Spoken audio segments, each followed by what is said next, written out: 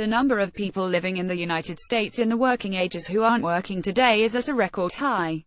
1 in 4 Americans, or almost 1 in 4 Americans between the ages of 25 and 54 aren't even employed. Stephen Miller, Senior Policy Advisor, White House Briefing, August 2, 2017. A reader asked about this statement by Miller, made while touting a plan to reduce legal immigration.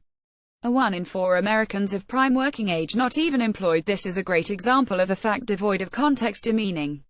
Let's explain. The facts. The data indeed shows almost 1 in 4 Americans in prime working age are not employed, but according to the Bureau of Labor Statistics, most 89% of these people do not want jobs in the first place.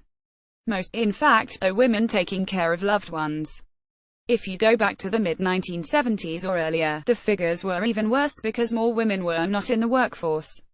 Here's the data for women not participating in the workforce. As you can see, it has gone from 42% in 1977 to about 25% as women have begun working outside the home in large numbers. Finally, here's the data for men not participating. Since the 1980s, the percent of working-age men not participating in the workforce has climbed from about 6% to 11%. Some of this is a consequence of women moving into the workforce. Stay-at-home dads, but a sharp jump occurred after the Great Recession. That has indeed been of concern to economists, who have identified factors such as high incarceration rates, increasing disability claims and the allure of video games.